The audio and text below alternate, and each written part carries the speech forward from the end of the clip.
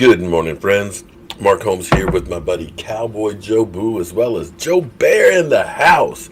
And as always, thank you guys for watching, commenting, subscribing, and being part of the Joe Boo Sports Report. Without you guys, this literally does not work. It doesn't work without you guys. So let's get open for business. Let's wake up the football gods here this morning. And we are ushering in a new era right now. This is my first morning Don't Sleep on the Dallas Cowboy report using my new Mevo camera. I want you guys to leave me a comment and let me know how it looks, how it sounds. Although the Mevo has nothing to do with the sound. That's me on the mixing board. That shouldn't change. Although this new camera is freaking awesome. What you're going to notice is it's more square around the set. We don't have the fisheye look. It's not 180 degrees, it's like 90 degrees. So it's a wide angle lens, and I love it because you can really see all the stuff that's up top. You can see Joe Bear in there. The only thing you can't see is the Redskin can up at the top, but it's all good. But I think clarity-wise, when we look at the television screens and things, that it looks clearer, and I just think it's a better feel. It's going to be better at low lighting, although the picture quality may be better, and that may not be a good thing because then you really see this face. It's scary. Trust me, when you get 54 years of age, your face looks scary. But anyway, all right, I'm going to try and be objective because everybody just says you're in love with Dak Prescott and you don't look at the whole picture and things. Because people now, after Tua said this the other day. Let's listen to this real quick. Is there any team you're looking at like, man, I'd be good in that system or that system? If you're saying to me if I could choose what team I want to play on, as far as my favorite team growing up, then I'd probably tell you the Cowboys. But, I mean, they're so far down. Bump Dak Prescott. No, I'm not trying to bump them. I'll learn under them, You'd be willing to learn. Mm-hmm. But the fans are just waiting to get you in because you're such a popular young man. Thank you. How would you handle a dynamic like that? I mean, I'd handle it the way that the coaches there want to handle it. Honestly, I just want to be able to play again. I wouldn't mind learning under whatever guy that's the starter. Give me a whole year to rest up, and then go back out and compete. But, I just want to go back out and play. Okay, so that's an interesting take on there. So now what we have is we got a lot of people that are like, you know what? Tua wants to be here. Let's go up and get that guy. And I said, man, it's going to cost you too much to try and trade up in there. And I had a troll on Twitter that said, oh, well, the Rams, they traded with the Titans and they got their guy, Jared Goff. Well, yes, they got their guy. But here's what it costs. Now, I know the idea is if the Cowboys trade Miami, to Miami for Dak Prescott, that guy for their pick, that maybe he ends up being the guy that falls to us with Miami. That's conceivable. But I want you to understand what the Rams gave up to get that guy. Because trading Dak Prescott may not be enough. Because the Rams went from 15 to number 1. 15 spots. Here's what they gave up. A first in 2016. A second in 2016, a third in 2016, a first in 2017, a second in 2017, and a third in 2017. Now you could look and say, yeah, but he was in the Super Bowl. Yes, he was in the Super Bowl. They got 3 points. And you look at this team, it's amazing because his rookie year, the questions were, can this guy be even a capable NFL quarterback? And then along comes Sean McVay, new offense. He realizes Todd Gurley, screen passes galore, let him take it to the house. It's a new offense. And here's the thing that happens. You can look at the history of football, whether it is the run and shoot, whether it's the Wildcat, whether it's the K-gun, whether it's the pistol offense. When something new comes out, defensive coordinators aren't expecting this or know exactly how to react. But what happens at this time of year right now is you got guys, just like our coach Mike McCarthy was creating this think tank that study every aspect, every play to learn how to defend it. You can look at the pistol offense with RG3. I remember DeMarcus Ware, one of the greatest defensive ends in football, literally standing flat-footed, not knowing what to do, and RG3 just runs past him. Do I take the quarterback? Do I go to the receiver? What do I do? And just literally confused. In that first year, it was really, really effective. The second year, they realized, knock the snot out of the quarterback, and he's not going to run quite as much.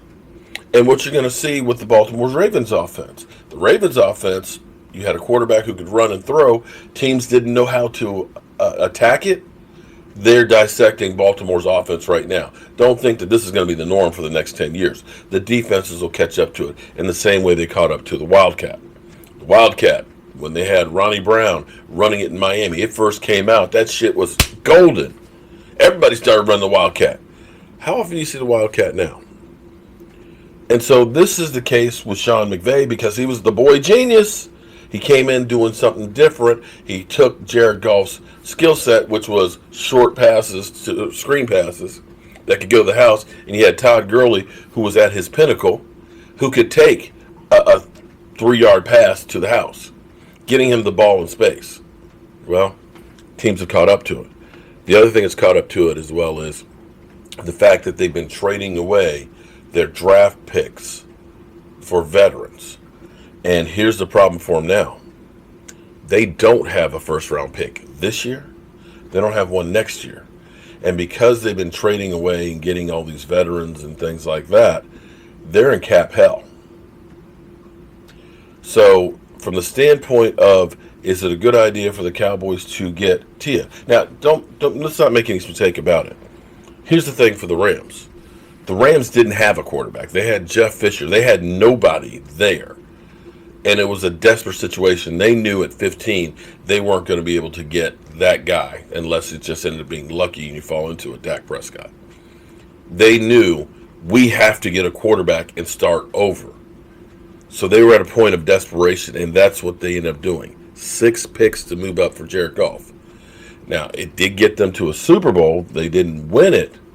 But now you look at it and say, Todd Gurley, they're negotiating with him to take either a massive pay cut or they're going to cut him and leave dead money. And here it was. I just want to go through this article now because beginning of last year, they paid Jared Goff. The Rams were rolling. Their young head coach was being hailed as a genius, and rightfully so. The 20-year-old franchise quarterback was squarely in the MVP discussion and months away from signing an extension that would keep him in Los Angeles for years to come.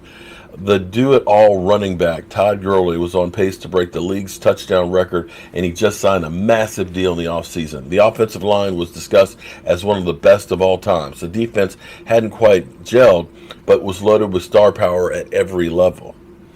After a thrilling 54-51 win over the Kansas City Chiefs on Monday Night Football, the Rams were sitting atop the NFL world. Fast forward to November 2019, and things have taken a turn, a dark turn. Sean McVay, offenses have been figured out. Jared Goff hasn't played well for a calendar year, and the newly signed contract already looks like one of the worst in the NFL. Todd Gurley's knee will never be the same again, and he's losing snaps at an alarming rate. The offensive line is among the worst in the league and just got 2 more starters injury. The 3 big defensive acquisitions in 2018, Marcus Peters, Aqib Talib, and Ndamukong Suh are gone. The Rams limped out of Week 10 with a 5-4 record. But the odds of this team making a run at a wild card spot are pretty long. Things have changed quickly in the NFL. A roster situation which was the envy of the league 12 months ago now looks bleak. The Los Angeles projected to have just $25 million in cap space this offseason and doesn't have a first-round pick for the next 2 years. And 3 key contributors, Corey Little, Andrew Whitworth, and Dante Fowler, headed for free agency. So the question is the Cowboys aren't in the same position that the Rams were in desperation, that had no quarterback whatsoever. They ended up mortgaging the future with the 6 picks to move up to try and get that guy. And I agreed that that was the thing that they had to do. They felt that that was the guy that was going to give them the best chance to win. We have to get that guy at all costs. Now, it may end up being that was the wrong guy.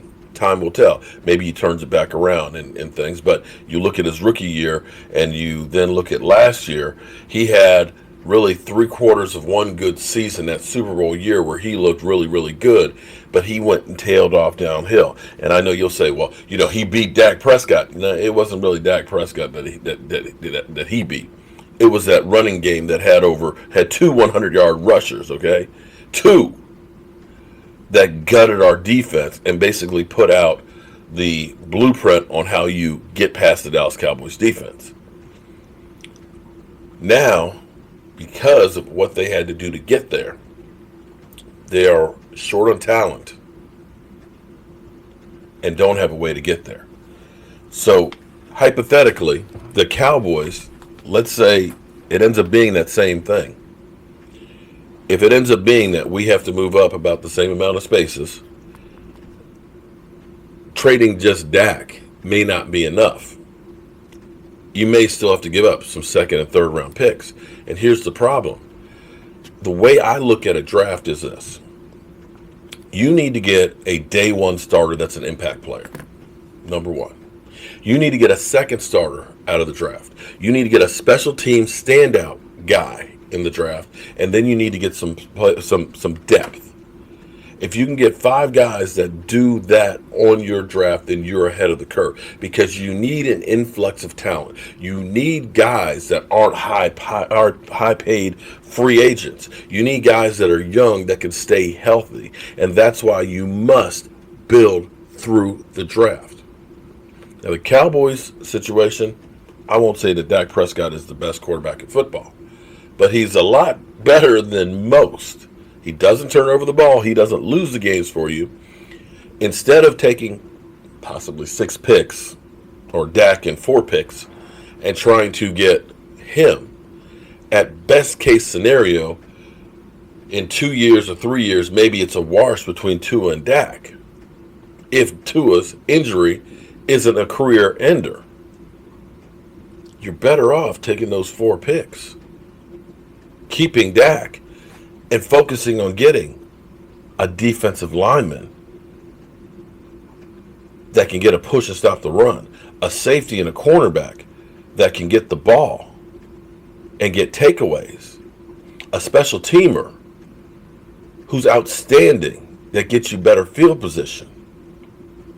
You have to look at the NFL from the standpoint of, where can I get the biggest return for my investment? Trading Dak for what might be? What if Tua ends up being Josh Rosen? Don't say it doesn't happen, because it happens all the time. Looks like Jared Goff is Jared Goff. So I'm sure, be having more conversations about this all the way around. And we'll see. As always, friends, I got to go get to my day job because, well, they tell you, ain't no money for you here in social media. I'll see you guys. Hope you have a great day.